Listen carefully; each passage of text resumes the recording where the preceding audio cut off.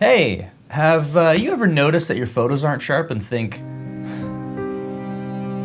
I suck? Well, it might actually be something else. Let's get busy. Let's get down to business. Let's get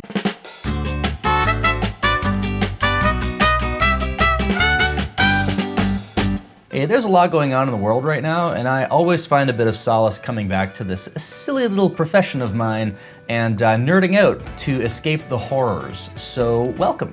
If you're new here, please like and subscribe. I will love you forever, and that's Joshford guaranteed. Shutter speed. What is it? Why does it matter? How do you nail it every time?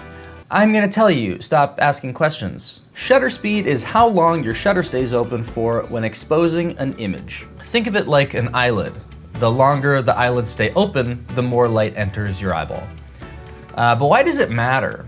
Well, if you want to take nice sharp photos, listen up. Or if you want to take photos like this, or this, or this, and avoid things like this, or this, or this. No more samples, I guess. Shutter speed is important because it helps you freeze motion. If you have a moving subject, or if you're moving, then it is going to help to have a faster shutter speed than a slower shutter speed. The faster the motion, the faster you will need your shutter speed to be. Otherwise, you risk the dreaded motion blur. And this is why your photos might actually be in focus, but they might have a bit of motion blur. So, how do we set ourselves up for success?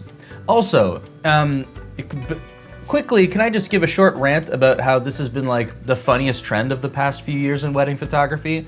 I love leaning into these kinds of shots for something that has a lot of motion or in like an artsy way. Gosh darn to all heck, would I not be sending more than like 1% of a wedding gallery for photos like this? I swear in like a year, we're all gonna be looking back at the full blurry gallery trend like it was the 2018 orange photo editing all over again. So a general rule of thumb is to set your shutter speed at a minimum of twice your focal length.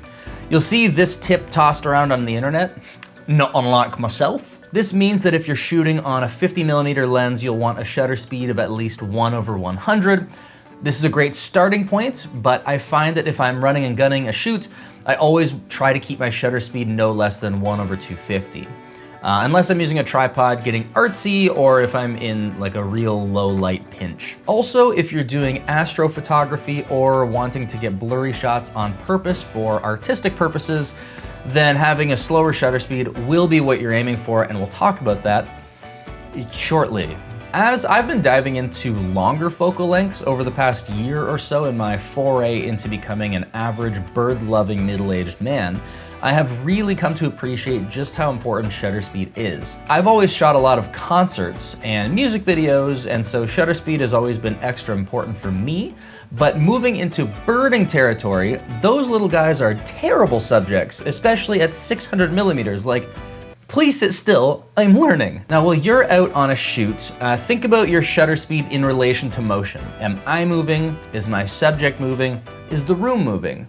Call a doctor. If there is motion involved, you're going to want to maintain a faster shutter speed than you might otherwise think, as some margin of safety. For weddings, I try to keep my shutter speed above 1/250. If I can, 1/500 and up ensures that I never run into handheld motion blur and my shots all come out crisp. This means that you might need to lean a little bit more onto a wider aperture, more than usual to make up for the decreased light to your sensor, or that you might have to crank up your ISO a little bit more. I often find that at weddings for indoor shots, I'll use an ISO of 3200 or even 6400, sometimes more, because it's simply what I need to capture the shot. And in my experience, it's always better to expose properly in camera than to try and recover that in post if you can help it. Same with birding. I'll often have ISO values of 8000 and above, especially if I'm in like a dark forest. But you know what the nice thing is? Modern cameras are really good at managing ISO. Plus denoising and editing has never been better. It really is the golden age of technology with relation to cameras. Now, talking about landscapes. Landscapes don't typically move very much. Call a doctor, again, if the mountains are moving. Having a stationary subject brings us back to considering our focal length. The longer focal length you're using will mean we want to maintain a faster shutter speed.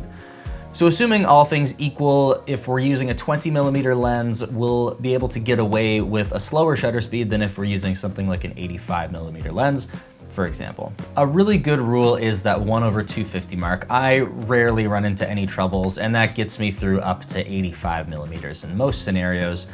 You can use a tripod, of course, for landscapes, and that will take out 90% of your shutter speed problems, especially if you use a self-timer on your camera so you don't even get any camera wobble by pressing the shutter button. If you're shooting a landscape and you want to get some beautiful silky waterfalls or some water movement, make sure you're using a tripod and just crank the living heck out of that shutter speed until your image isn't blown out. Your shutter will stay open and collect all of that moving water motion and turn out something like this.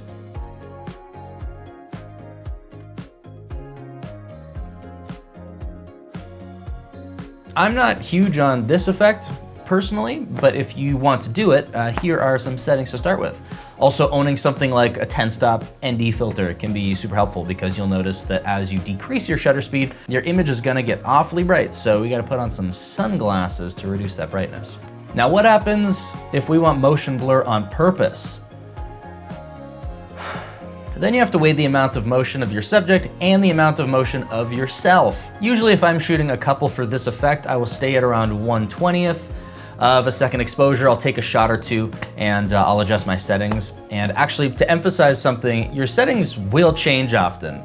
I think this is something I see when a lot of photographers are getting more comfortable with their camera settings, is trying to replicate a photographer's shot by copying those exact settings. And I think it's a great starting point, but I would take it a step further and play around with it. See what your image looks like with a shutter speed of 1/50 or a 1/4 second exposure, and keep playing around with it until you dial it in for your specific shot. The last thing I want to talk about is what I'm gonna call matching movement shutter drag. There might be a term for it specifically, but I don't know what it is, and I don't want to go back online. It's scary on there. When you have a subject that's moving, you can drag your shutter and match your subject's movement. This creates a really cool effect where your subject and camera are moving at the same speed, but your background is blurred. You can do this in editing, but honestly, I think it looks way cooler when you do it in camera. Here are some examples.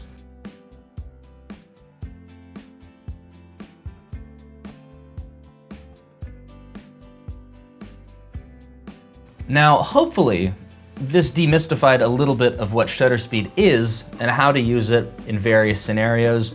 I had AI write an outro to this video, and I thought I'd share it with you. Thanks for hanging out and nerding out with me. Remember, in a world that can feel like it's moving at 1/4000th of a second, sometimes the best thing you can do is slow it right down, look through the viewfinder, and find your shot. Go make something cool. I'll see you in the next one. Yikes. Well, sad we wasted all the water on that one. Well, until next time, bye.